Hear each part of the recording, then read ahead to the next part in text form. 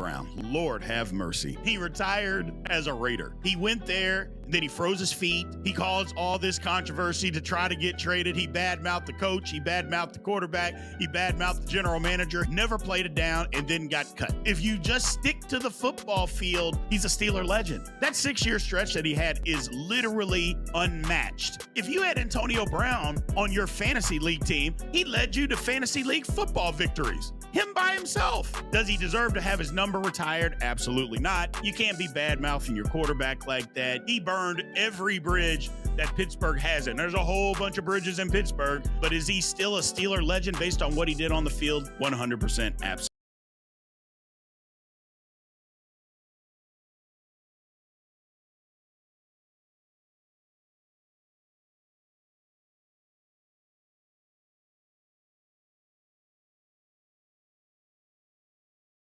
Welcome to Big B Daily. No frauds allowed.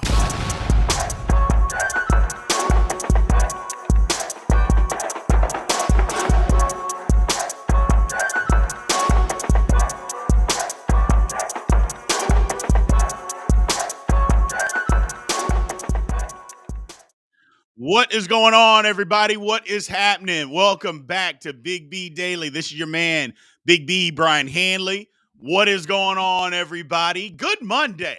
Good morning, good morning, good morning to everybody. We appreciate everybody being here, man. So, again, this is Brian Hanley. Thank you guys for showing up, for showing out. We got a lot to go over today. First off, Caitlin Clark, is she being bullied? Is there a target on her back, or is the media just going overboard with this thing? I think it's a little bit of both. We'll get into that. Second is the NFL. We got some tampering going on with the Falcons and the Eagles. The tampering rulings are going to come out this week, and what's going to be the consequences for tampering. NFL usually takes all that stuff pretty serious. And then lastly, Justin Jefferson, just a few minutes ago, got the bag. Lord have mercy. 4 years, $140 million, $110 guaranteed for Justin Jefferson. We'll discuss that, what's next, and even more. We'll take all your questions. Remember, appreciate everybody being in here. Again, keep tapping the screen. We need at least 3,000 likes, 30 new follows. We appreciate everybody being in here. If you like what you see and you like the show, you want to help support the show and drive the conversation, we appreciate that. Remember, there's several different ways that you can do it, whether it's super chat, whether it's gifts, tips, or just matter of fact, just like, follow, subscribe, or sharing the live. We appreciate all of that. So thank you guys. Let's get into the show. So first off, let's start off with Caitlin Clark. We have seen Caitlin Clark getting her head beaten in the last couple of games. Veterans doing what veterans do. Veterans are basically taking it to her. So, and people are tired of making it about race. I don't think it's about race with Caitlin Clark. I don't think it has anything to do with race. I think it has to do with veterans don't like rookies. In every league, veterans just don't like rookies. That's what it's about. You know, there is no ifs, ands, or buts. They don't like rookies. They're beating her up. They are jealous of the attention she gets. Anybody that says that these people or these women are not jealous of the attention that she is getting, they're lying. They absolutely are lying. They're jealous. And they are treating her like veterans treat rookies. Now, having said that, the biggest problem is her teammates. And that's what lets me know that her veteran teammates don't really like her either and are jealous of the attention that she's getting as well. Because you can't tell me, look, rookies getting beat up, rookies getting picked on, people getting physical with rookies. That's been going on since the beginning of sports, man. That's not nothing new. That's nothing new at all. So, and what is considered a veteran in the NBA? Somebody, just a veteran, just like in any other league, is considered a veteran in the WNBA. What are you talking about, man? And for them to just allow her to just get physically beat up. Look, the cheap shot that she got the other day, and it was a cheap shot. It really wasn't that big of a deal. She got hit. Okay, it happens. First of all, she got to get a little stronger. I think we all can agree to that. She got hit in the back. It was a cheap shot. It was unnecessary, but it's not like she got clotheslined or hit in the back of the head. She got bumped. It happens. It happens. But her teammates not even coming over to push somebody, to get in somebody's face, to knock it away, not doing any of that is ridiculous. Alea Boston, look, I respect her. I think she's a really good player. The only thing we've ever seen her do is get in Caitlin Clark's face to say not to talk trash. I'm like, what are you talking about? How about you stand there and get in the way of somebody? How about you stand there and say, hey, man, you want to give her the rookie treatment, that's fine, but you're not going to physically beat her up. We're not allowing that. And none of that has happened. None of that has happened. So then we got somebody in their third year. You're not a veteran after the third year. What is your point? My God, what? You're in the third year? You can't be a veteran after 3 years? What difference does it make? Lord have mercy. People get stuck on the wrong thing to try to prove a point on the internet. Lord have mercy. Relax, man. She got hit. That's what it is. It was a cheap shot. And it happens. And if we are thinking that this is the only rookie that's ever gotten a cheap shot before, you're lying. Or you don't pay enough attention to any sport, not WNBA, to any sport. It happens. It happens. And my thing is that if you are so, if your teammates don't want to help or at least get in the way or do something, that's a problem for me. Now, my man Ben Tatum says, my thing is how the Sky bench reacted to Clark getting cheap shotted. They clearly made a point to set the tone on her.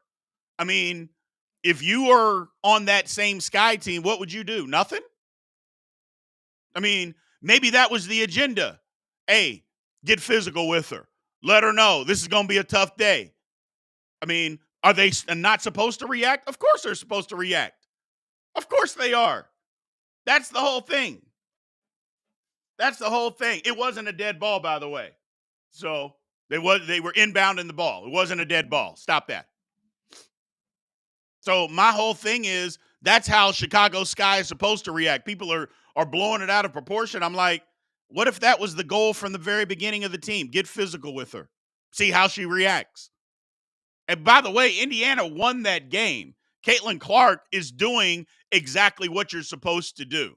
She's playing physical. She's not backing down. She's getting beat up, and she's not backing down. So she's reacting the right way. Then people are saying, well, you shouldn't talk trash to a veteran. Why the hell not? Why shouldn't she? That's part of her game. You know, and if a veteran gets in her face, she's not backing away. You know, she's not backing away from the contact. I just think her teammates are garbage.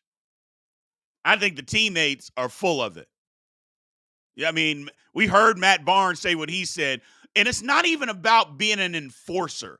I don't think you have to be an enforcer to not allow somebody on your team to get physically hit, beat on. You don't have to be the enforcer for that. Can't you just walk over and say, no, enough's enough? That's enough. That's it. But that's not what's happening. And again, that's what lets you know that her teammates don't like her either. Now, what's not being said enough about all of this is Indiana Fever suck. Her teammates, outside of Alea Boston, they're not very good. I mean, they've had the number 1 pick 2 years in a row. The year before that, they had the number 2 pick. And they do it just like the NFL.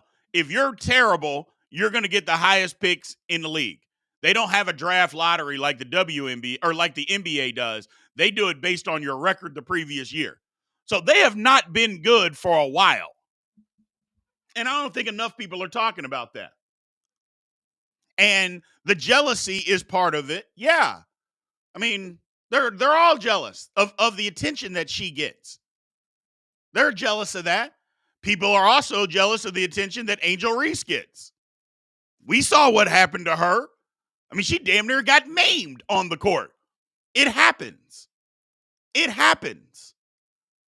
The difference is Chicago Sky's teammates came over and said, not today. Indiana Fever's teammates did nothing. That's it. So that's it. Hey, Blues man, if I were you, I would go back over to YouTube, man. I would swing back over if I were you. It's going to freeze up on you here in a minute. I encourage anybody who wants to keep watching and participating to please click on the live link in the bio and swing on over, because it will freeze up with you here in less than 5 minutes, guaranteed. YouTube or TikTok has been messing with me. That's just what they're going to do. It is what it is. We're not even going to fight them. And I most of the time don't even respond over there. So, but having said that, my man Pat Cockrell, here's what he's got to say. At what point does Caitlin Clark retaliate, though? What are you going to, well, hold on. What is she going to do? What's she going to retaliate? What's she going to do? She going to push one of these other girls and then get her head beaten in? Because that's what's going to happen if she tries to fight back. I mean, there's ways of playing physical. Just play physical, too. The difference is Caitlin Clark's not that strong yet. She's got to go get in the weight room and get stronger, which it'll happen. That will happen. So, and if she can give it back, she should give it back. If she's capable of doing that, she should give it back through the means of the game. That's exactly what should happen. So, the bottom line, though, is that I blame Caitlin Clark's teammates more than I blame anybody else. I don't blame the people that are hitting her. I don't blame the physicality in which they're playing against her. I don't blame any of that. I don't blame any of it. I blame the teammates for not having her back. Now, if they're trying to give her the rookie treatment, when's enough? Yeah, there you go, Mo Talk. Boston was right there. She saw it all. Hell, she was going to inbound her the damn ball and did nothing. You did nothing. To me, that's about as disrespectful as it gets. Rookies get the treatment. Rookies, things are going to happen to rookies. But at what point do you just, okay, yeah, she got hit. I saw it happen. Hey, okay, walk over. At least get in the way. She didn't do anything. So it is what it is. I blame the teammates. I don't blame the physical play. I don't blame what's going on. I blame the media. I blame the media for ramping up every single thing that she does. I blame them, but the media is going to do what the media is going to do. We all know that. So blaming the media really doesn't do anything, in my opinion. It doesn't do anything. So, but yeah, media is going to do is what media is going to do. So I don't, it's just what it is. It's just what it is. So, and to me, that's where the real travesty of justice comes in, is the media and the teammates. Because here's the thing. I would bet, does anybody in here know that the Indiana Fever got their head beaten in yesterday and Caitlin Clark had the worst game that she's had in 6 years? Like, this is the worst game. She had 3 points yesterday. 3. And they got blown out. Does anybody even know that? I would bet nobody knows that. That's part of what the media is doing. They are wanting to act like Caitlin Clark is the savior. And all along, people like me and others of you out there said, no, she's not the savior. She's not the best player. She is just giving eyeballs to what we already know who the best players are. And now people are actually getting to see who these other women are and how good they are. That's the difference. That is the big difference. Is that we are getting to see these other women and how good the league actually is. Good for the media bringing the attention to Caitlin Clark, and that's fine. That is fine. But I think we're actually seeing, oh, well, yeah, there's a whole bunch of women that are really, really good. There's a ton of women out there that can really play. Oh, yeah, Caitlin Clark is not the greatest women's basketball player to ever walk the face of the earth. Like so many people, so many dumb people were out there trying to say, oh, yeah, Caitlin Clark isn't the greatest player ever. Oh, yeah, there's other people that are really, really good. Other women out there that are really, really good. This league isn't as bad as what I thought it was. I just wasn't paying attention. Well, now you can pay attention. Now you can watch. Now you can see that some of these other women that are out there are really, really good basketball players. Are really good basketball players. Let me ask you this question, though. On the women's team, and I don't know if it's even been decided yet, and I'm going to look this up. The women's Olympic basketball team. Is Caitlin Clark on it? And if she's not, is that a mistake? I mean, here's my thing. If the women, what is it going to be about? Is it going to be about the best players, or are we trying to get the most eyeballs? Because if it's about the best players, Caitlin Clark doesn't qualify for that. I'm sorry. If it's really about the best players, Caitlin Clark doesn't qualify to be on the 2024 Olympic team. She is not one of the best. What do they keep, 12 players? She's not one of the 12 best. Not in America, nope. Sorry. That's not the truth. Now, if it's about the most eyeballs and we want all the eyeballs to watch, well, then they will give her a spot. That's what will happen. But if it's just about the 12 best players, she doesn't qualify. I'm sorry. So that's what it is. So that's what it is. And my man Darren Howard brings up a point. That's the best part. Nobody is screaming she's the best ever. And everybody, they were trying to pub her up like she was the greatest basketball player, women's basketball player. Hell, do you know people were even saying she's the greatest college basketball player ever, men or women? That's why people like me would get mad. And people said I was a hater. Oh, you're just a hater. Really? So she's better. She couldn't be on a men's basketball court right this very second and score more than 4 points a game. On any Division I team, she's not doing that. Yet she's the greatest college basketball player ever, men or women. Stop and ESPN should be ashamed of themselves. Lord have mercy with all that nonsense, man. I get it. You wanted the ratings, and it worked.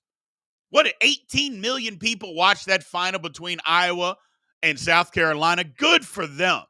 Good for all the people that watch. I was one that was watching, But there, at no time did I believe she was the greatest women's player in college, and she damn sure ain't the greatest women's player right now with all these women that are playing in the WNBA. Stop it. Stop it.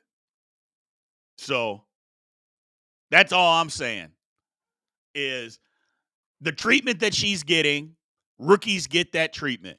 I'm all for it. The physicality of what people are doing. It was a cheap shot. Cheap shots happen. Cheap shots happen to rookies. Cheap shots happen to veterans. Cheap shots happen to everybody. That's what happens. Cheap shots happen. However, when your teammates don't stick up for you, there's a bigger underlying problem. When your teammates just continue to allow the physical behavior with no response, because people are going to do what they're going to do. You can't stop somebody from getting physical, but you can go get in the way after it happens and let her know and let other people know, hey, man, no, we're not going to do this. We're not going to allow this. We're going to get physical. You're going to get physical with her. We're going to get physical with you guys right back. All of that stuff has to be done, and none of it is done. So it is what it is. It is what it is. I mean, I don't know. I don't know, people. I like I said, I want Caitlin Clark to do well. I want the WNBA to do well.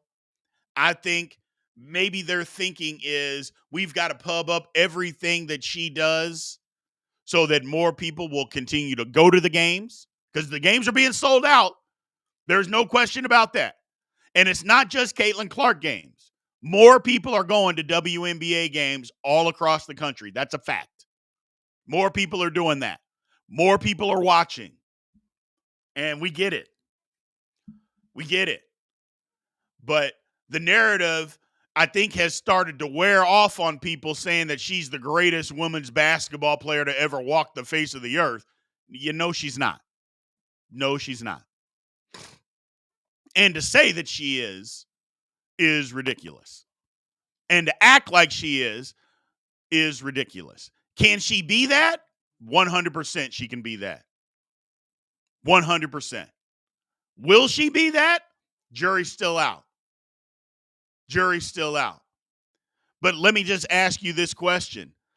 Outside of maybe a Lawrence Taylor, what person walked in as a rookie and was immediately the one of the best players, was the best player in the league, and is known as the greatest? What player? In what league? Not even Tiger Woods. Not Joe Montana, not Peyton Manning. None of those guys were the best player in the league.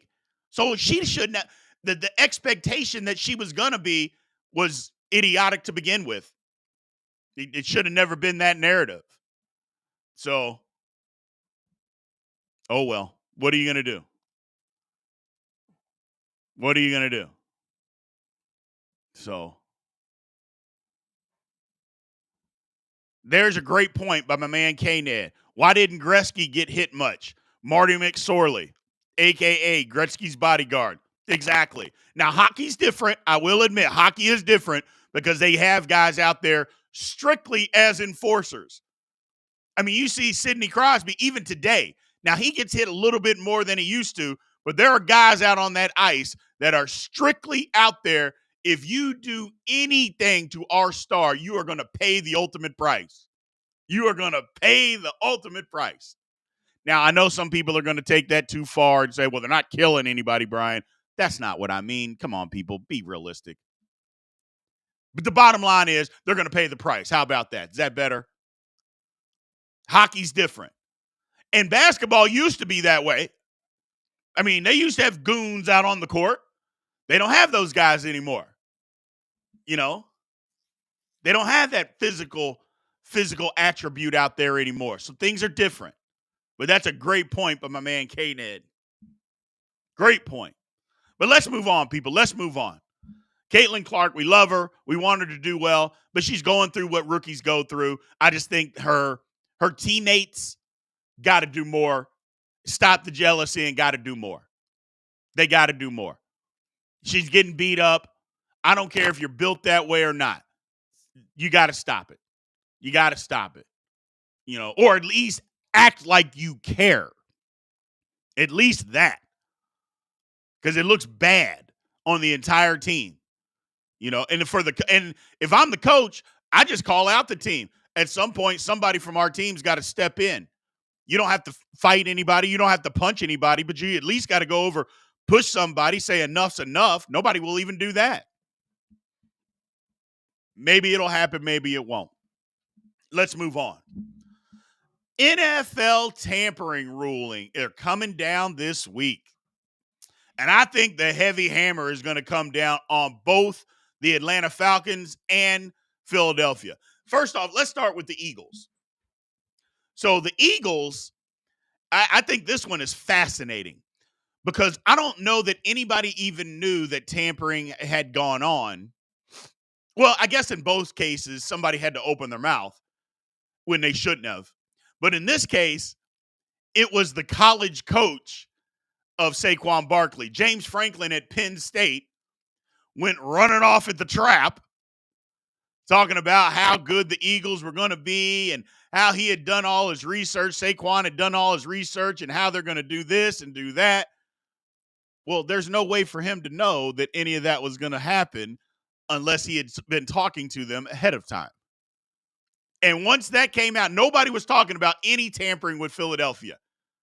Next thing you know, James Franklin runs his trap. Oh, well, how did Saquon know this? Really? Came out the same day that he signed, and it's like, oops.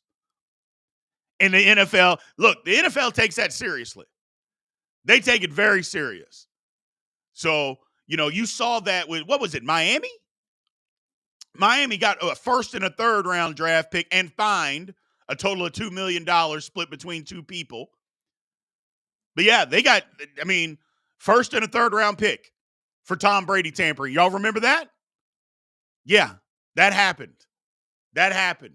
NFL takes it very seriously. Even though it's like, if you're talking to the agent, wouldn't you just give all the agent all the information that you want to be relayed to their client? And then if the client knows it, I don't know. But some of the stuff that's being relayed is like, I don't even think you could relay that message. It's coming from the team directly to that player. Ugh, it's ugly. But they take it seriously. They will fine you. They will take draft picks. We saw it with, Kansas City too? With Jeremy Macklin back, I think it was 2015 or so. They fined Andy Reid $75,000, 250 to the team. They take it serious. They take your draft picks. They're not messing around. That's right. Sean Payton too, my man Rob Johnson. Sean Payton was involved in all that too. Yes, they don't mess around with that. They do not mess around. Tampering is a real thing. It's a real thing. And I just have a feeling that, something's going to happen. A third round pick at the very latest for Philadelphia. Hell, with Atlanta and Kirk Cousins, it's even worse. Because the day after he signed, I don't even think it was the day after. He signed, and then he came out talking about, the city is great. The city is this, and, the organization and all this stuff. I'm like, how the hell would you know any of this stuff? That one was blatant tampering. Let me ask you guys this question, though. See if this makes sense. Do you think teams, if they want this guy bad enough, do you think they just don't care about what the consequences are for the tampering? Do you think they take that into account?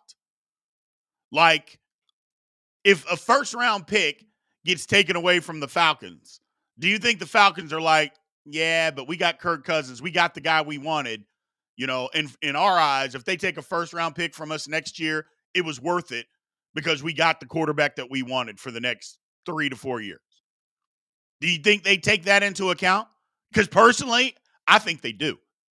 I don't think they care. These franchise, and the money is nothing. You find somebody at $1.5 million to a billionaire, they don't care about that. They don't care. Now, don't get me wrong. I'm not saying $1.5 million is not a lot of money, because it is a lot of money. And billionaires tend to stay billionaires because, they're pretty cheap people. They're not just willy-nilly with the money. But if I, as a franchise, am getting $385 million from the league every year, okay, I'll take 383. I'll be fine. I'll be fine. So that's what I'm talking about. That's what I mean why it doesn't matter. I'm not saying them coming out of their pocket, but if you're giving me $385 million, but then you only give me $383 million, okay, I'll make it work. I'll make all that work. Thanks. I think the teams kind of look at it that way. I think the teams are like, screw it. We don't care. Nope, you can take the money. We don't care. We're out. We wanted the guy. We wanted Kirk Cousins. Yes, we tampered. It is what it is. Now, the league could also come down and crush them and say, now, I think the money part, there's only a maximum fine that you can fine somebody. I think it's like $1.5 million. But they could also say, yeah, we're going to take your first-round draft pick for the next 5 years. Now, will they do that? I don't know. But, you know, you can make an example out of somebody. You can make an example. We mean business with this tampering. Stop doing it. Or this is your punishment. I don't think the league would do that, though. I don't think the league would step in and physically do that. I don't. I don't think they would go that route. Could they? Sure. Will they? I don't believe so. So, but your tampering is a real thing, man. It's a real thing. NFL doesn't like it. They shouldn't like it, but it is what it is. Like I said, and then they always call it legal tampering, you know, that early period before that you can talk to the agents. Well, come on, man. What, you can't be on a three-way call? You can't silently be on a three-way call?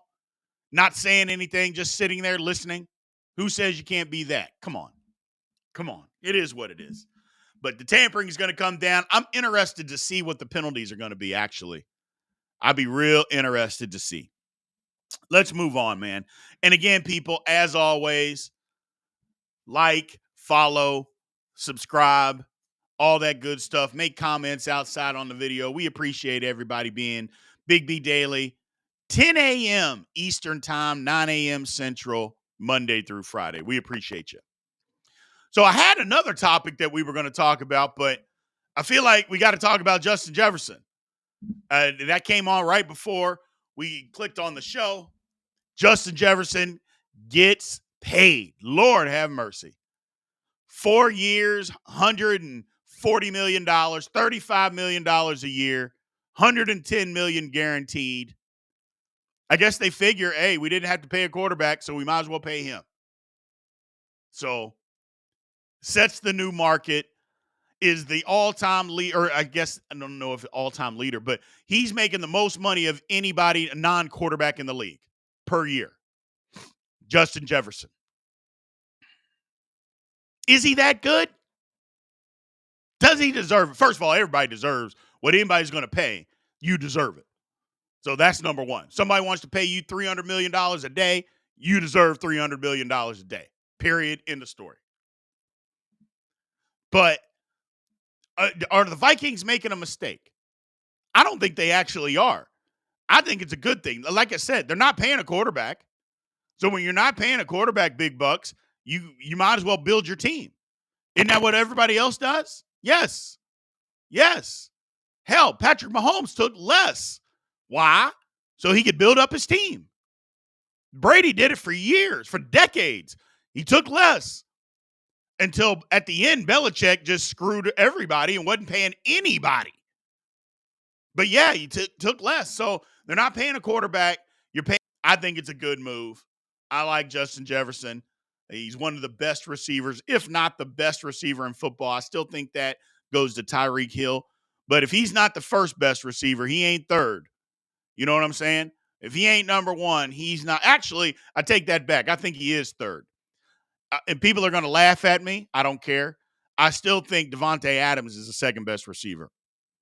He's got bad quarterback play. I get it, and that factors into it.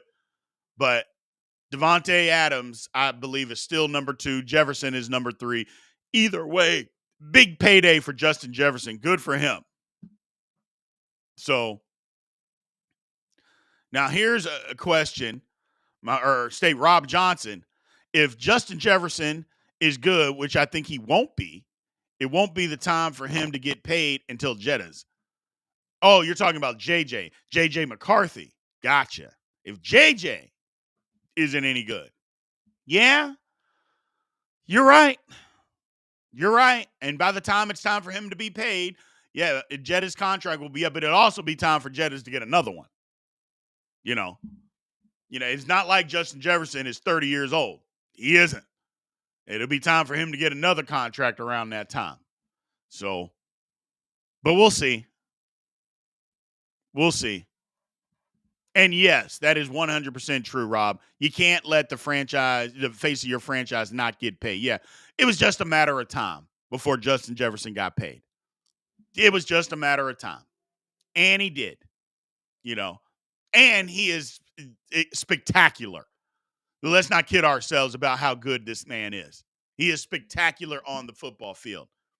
Now it's like, who's next? CeeDee Lamb? Does CeeDee Lamb slot in? Now, if CeeDee Lamb's agent believes that he should get more money than that because he's the next guy up, he's kidding himself. And if I'm Dallas, I'm like, nope, absolutely not. Justin Jefferson got 110 million guaranteed. You can take 100. You can take 97. You're not getting 110. Sorry. And if you don't like it, fine. We'll move on. I mean, I am not a Dallas Cowboy fan. Y'all know that I am the president of the Dallas Cowboy hater fan club. That is me. But at some point, the Cowboys got to make a stand. I love what they're doing with Dak. We're not giving you no extension, man, until you show you can win in the playoffs. You get no extension. Hey, I'm sorry. We got Micah Parsons out here. We got to pay too, CeeDee Lamb. You can't have all the money. We're not giving it to you. Sorry. That's the way it's going to work. And I think his agent will come to their senses, because here's the thing about CeeDee Lamb. His value is at an all-time high right this very second until the first snap of training camp starts. Once training camp starts, his value will start to go down. It will start to go down. And he ain't going to sit out of training camp. He's not giving away all that money for no reason, unless he has an idiot agent. So that would be the thing. So he's not going to get traded. Sign the deal. Take $100 million. You're not the best receiver in the league. You're not. So you're not going to get paid what the best receiver just got paid. Period. End of story. So, but I like that for Jefferson. I like it for CeeDee Lamb. It sets the market for him to let him know, hey, man, I can go get $100 million guaranteed. Okay, I'm in. Good point. I'm glad Jettas got paid. Can we talk about how much money Jerry about to have to pay CD, Micah? Dak's not getting paid. Dak's not getting paid. Dak will not be the quarterback of the Dallas Cowboys next year if they don't get to the NFC Championship game. So Dak ain't getting paid. That ain't happening. I'm just telling you that right now. I live here in the DFW. I got people that know people within Dallas. If they don't get to the NFC Championship game, they're not giving Dak a new contract. Or it's either he isn't getting that, or he's going to take a significant pay cut, is the word on the street. A significant pay cut. So all this, Dak's going to get $60 million. Okay, go to the Super Bowl and you can get it. Kind of like Joe Flacco. Remember that? When Baltimore turned down and didn't want to sign Joe Flacco, they could have signed him. They had to end up paying. They paid him like $20 million more because he ended up winning the Super Bowl. And it turned out to be one of the worst deals that Baltimore had ever done, because Flacco wasn't that. He got hot in the playoffs, but he was a mediocre quarterback. And Dak is better than that. Don't get me wrong, but he can't win in the playoffs. Well, what are we paying you for? We're not paying you to go 12-5 and get beat in the first round of the playoffs every year. That's not what we want. So, yeah, Dak won't be getting paid. Micah Parsons, yeah. And I like Micah Parsons. I think he talks too much for not doing enough. And when I say not doing enough, when the Cowboys need Micah Parsons to make a play, does he? No, he doesn't. He doesn't. Too many games we saw people just say, hey, Micah Parsons is on the right side. Let's run right at him. And he did nothing. He did nothing. Big game playoffs against Green Bay. He was a non-factor. I mean, you rushed the passer. You didn't even know he was on the field. He had no stats. He had an assisted tackle in the game. And it wasn't because they were running away from him. No, they weren't. It wasn't because they were triple teaming him. No, they weren't. He just wasn't effective. It is what it is, man. I'm sorry. I like Micah Parsons. I think he's phenomenal. But people tried to compare him to Lawrence Taylor. I couldn't have laughed hard enough. It was one of the more idiotic statements I've ever heard. So, but it is what it is. Here's a good question by Wakan. Says, Ayuk is up for a contract. Ayuk They keep talking about him wanting $30 million a year. Come on, man. Come on. For what? I mean, Ayuk had a good year last year. He did. But is Brandon Ayuk a top 5 wide receiver in this league? The answer is hell no. Is Brandon Ayuk a top 10 receiver in this league? I would venture to say no. Some people will say yes. I would say no. So that means, is he a top 15 guy? Yeah, he is. But that doesn't make you worth $30 million a year. Hell no. And I wouldn't give him $30 million. I wouldn't give him anywhere close to $30 million. And San Francisco, if they don't want to, good for them. I wouldn't do it either. But I also wouldn't trade him. I wouldn't trade him. You know, we want you on the team, but we want you to be reasonable in the money that you're wanting to receive. $30 million, you're not going to get that. So get that out of your mind. But maybe he won't. Maybe, maybe he's pushing for it. And if he gets it, good for him. Again, I'm not against anybody getting as much money as possible. What I'm against is people making stupid decisions based on money and then missing out. That's what I'm against. I'm not against people getting paid. Shoot, we all want to get paid. What I'm against is the dumb decisions in trying to get paid, and then you end up losing out. That's what I'm against. So, but the one thing about it, and that's why people will never accuse me of pocket watching anybody. That's not what I do. I don't watch anybody else's money. So that's just not my thing. Never been my thing, never going to be my thing. But let's move on, people. Let's move on. We got the open mic session. What do you guys want to talk about? What do you guys want to talk about? It is open. We could talk about football, basketball. We could circle back to Caitlin Clark if you want to. I wouldn't mind talking a little Caitlin Clark if anybody has anything reasonable to say. I wouldn't mind circling back. Talk a little college football. Talk a little, are we looking forward to the Olympics? I saw Simone Biles won again another national championship on her way to the Olympics. Let's see here. What do we got? Wakan says, Big B, what are your thoughts on Jalen Waddle contract? Did Miami overpay? Yes, Miami overpaid. But here's the thing. In free agency or given new contracts, everybody overpays. So, but yeah, they overpaid. But this is where Miami has decided they're going to spend their money. I guess my question, though, is, are they going to pay Tua? Because if you're paying Tyreek Hill, you're paying Jalen Waddle, are you going to pay Tua 50, 55 million? I don't know. I think this has to be a gigantic year for Tua. I think this has got to be a gigantic year for Tua. But I think they overpaid. Did I see the music video from Darren Waller? I didn't see the thing in its entirety. I saw pieces of it, and it just didn't make sense to me. It didn't make sense. So I refrain from commenting on it until I can actually see the whole thing. But yeah, you're right. The parts that I saw were a little cringeworthy. And again, it just didn't make a whole lot of sense. It was like, is he not wanting her to leave? Did they have a fight? Did he say, go away? No, I'm begging you to stay. It had all of that. I'm like, I don't understand. Let me take a deeper dive and try to figure it out. It was just weird to me. So, does that make Calvin Ridley's contract look like a better deal? No, it doesn't, my man Ben.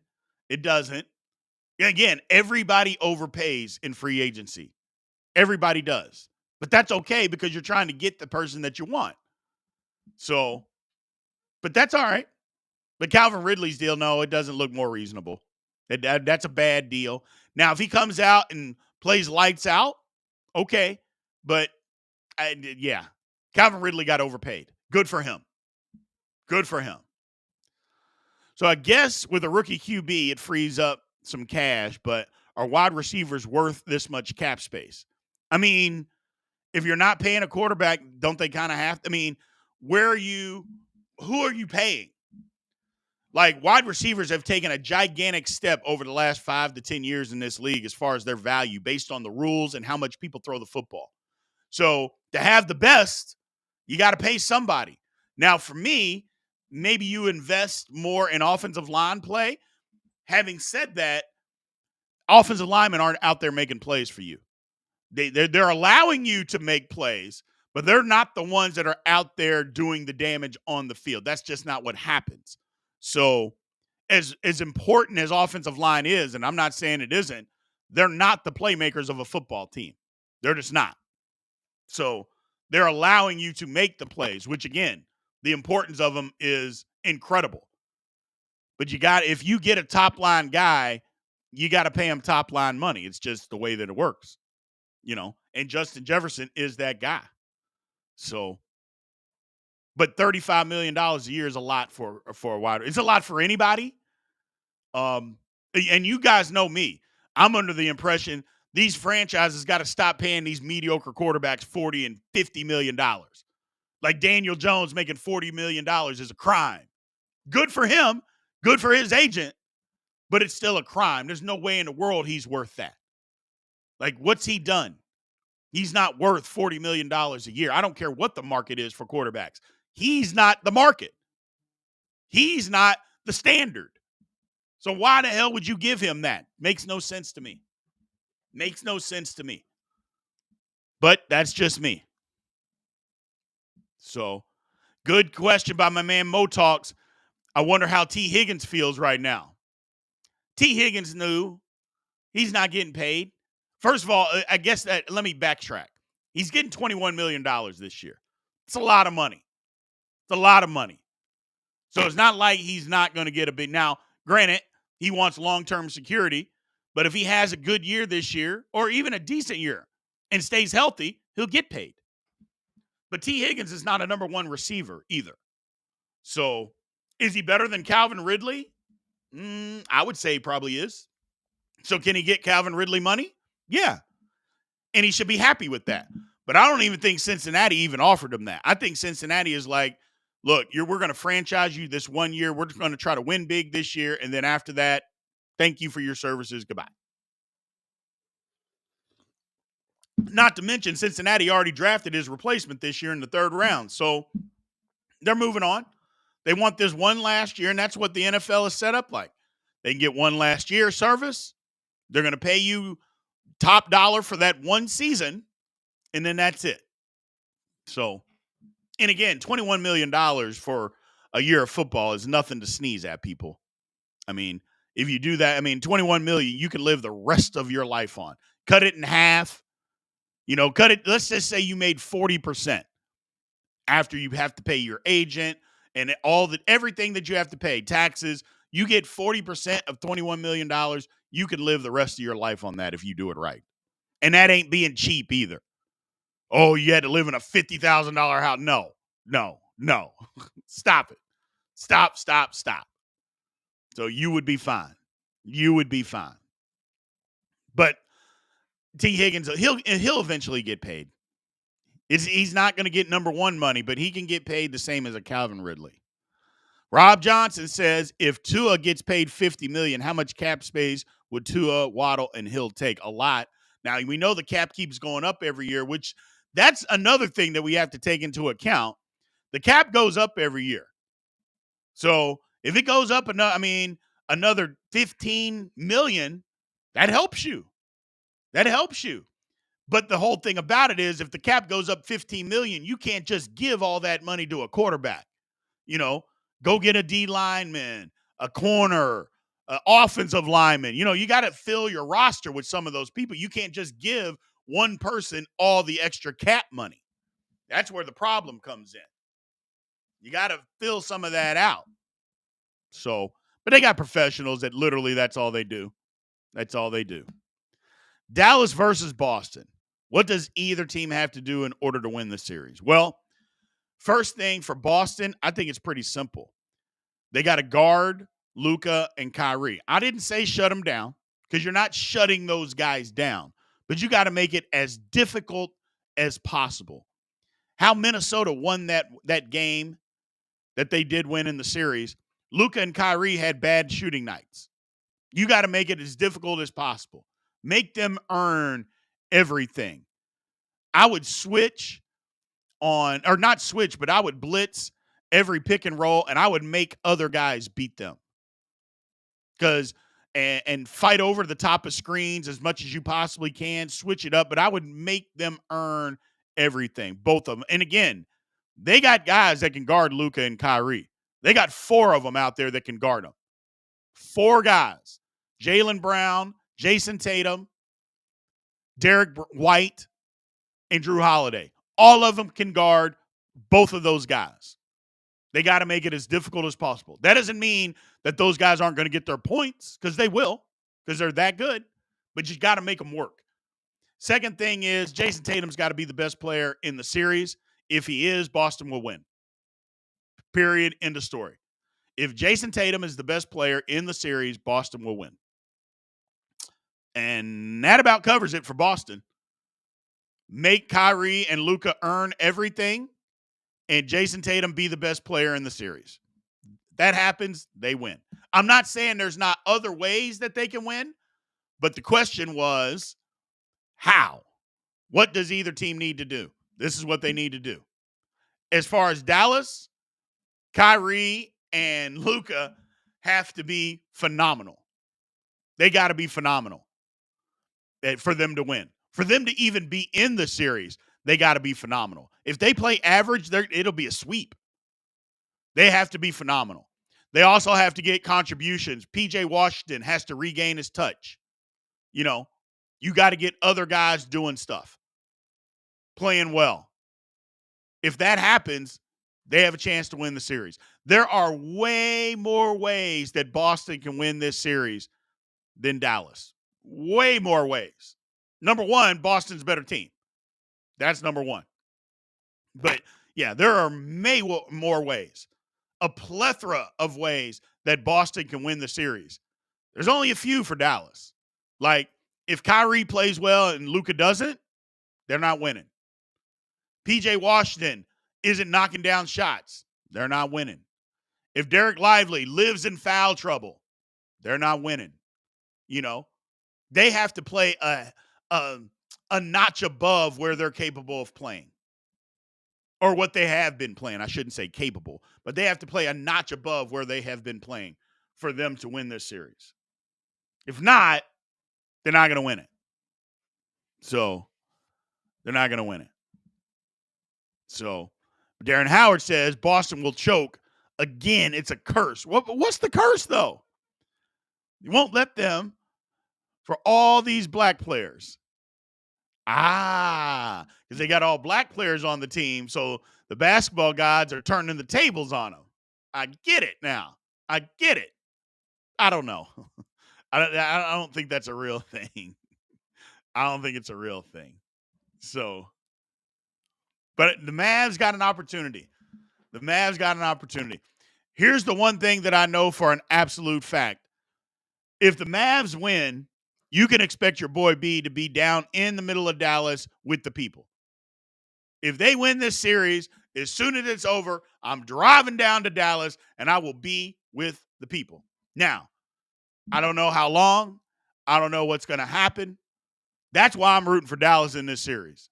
I'm not necessarily picking them to win, but I am rooting for Dallas 100%. 100% I'm rooting for Dallas. Ain't no question about it. There ain't no question about it. I am rooting for Dallas to win this series. So I think Boston's got the better team. And give me a couple of days. We'll have a prediction on Thursday morning. We'll have a prediction then. But, yeah, I'm rooting for Dallas to win this thing, man. I hope they do. And, yeah, Boston's got a better and a deeper bench. Boston's just better. They're just better. We can say a whole lot of things. We can say this and that and yada, yada, yada.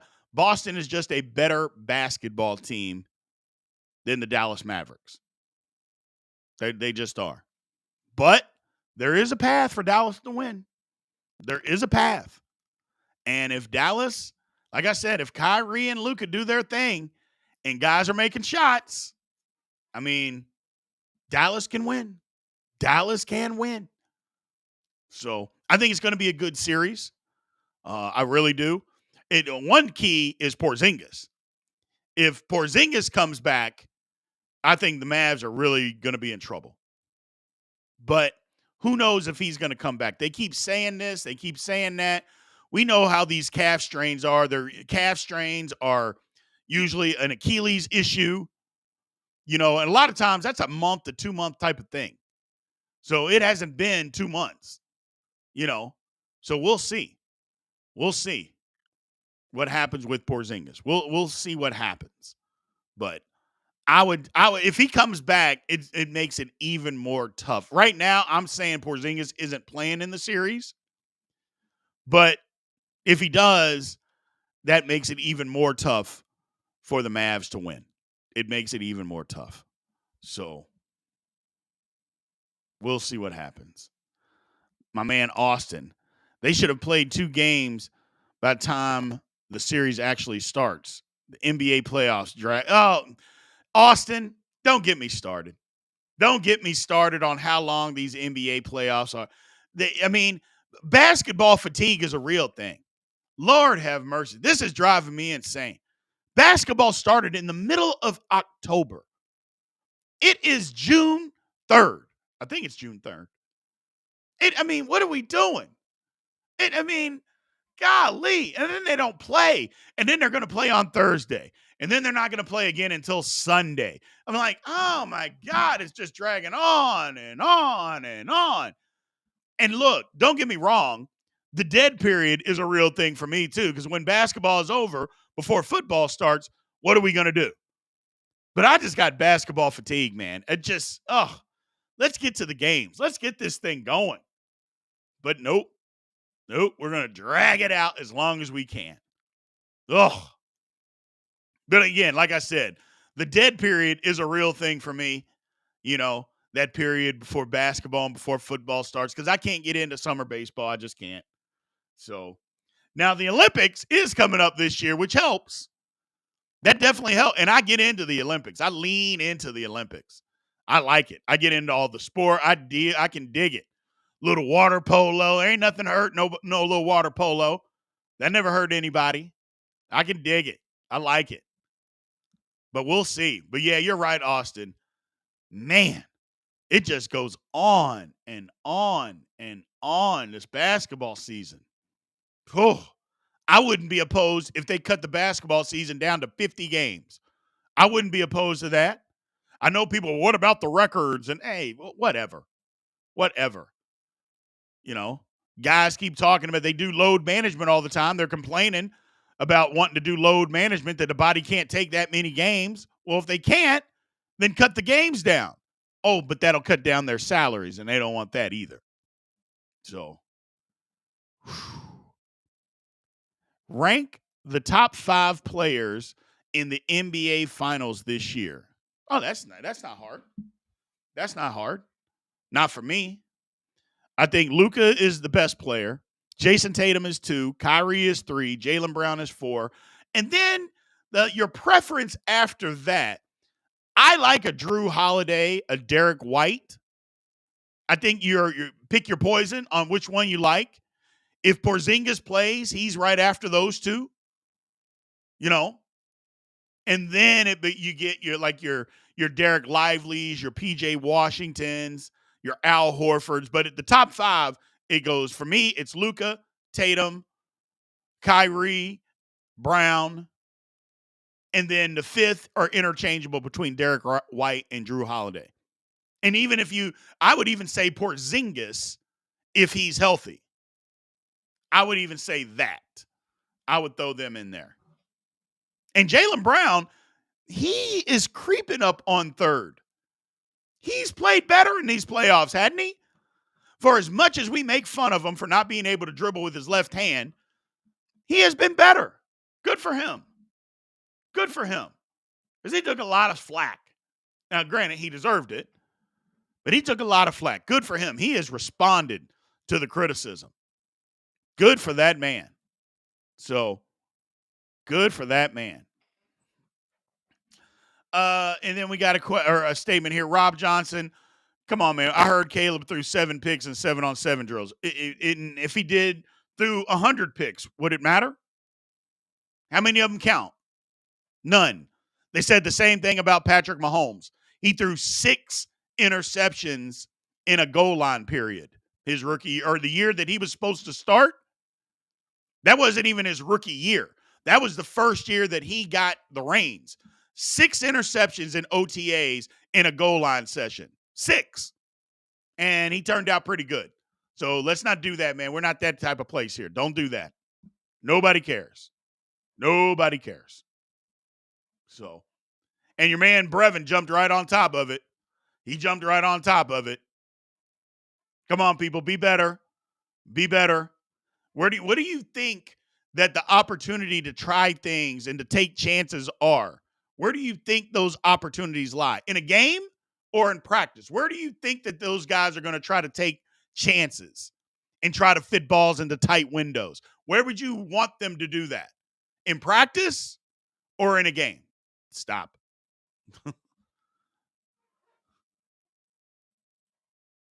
Gotta stop. They were all in a row, though. That's what they're talking about. Who is they? Rob, Twitter. That's where we're getting it from. Twitter. Come on, man. Rob, I'm going to put you in a padded room and lock you up. Okay? Stop. Stop with the nonsense. Stop with the nonsense. Jiminy Christmas. I just don't get it. I don't get it. You got to stop. We got to stop. Twitter. I should have known, though, when you said they said that he threw. I heard that he threw. Okay. Hey, my bad, Brevin. I apologize, brother. He's a Bears fan. Brevin was jumping on the bandwagon saying there's no way he actually did that. See, now, Brevin, I apologize. That's a man that knows something. He doesn't jump on the rumor mill. Come on, Rob. You don't either. Stop it. Stop it. Like I said, it is what it is. I think Caleb Williams is going to be fine. There's people out there who don't like his personality. You don't have to like his personality. Just like how he plays football. Just like how he plays football, and you'll be okay. You'll be okay. Either way, I appreciate everybody being here today, man. We're going to shut this one down. Thank you guys for showing up. Again, tomorrow, 10 a.m. Eastern Time, 9 a.m. Central, Big B Daily, Monday through Friday. We will be back tomorrow to catch you guys. Appreciate you all showing up and showing out like you always do, man. Aloha.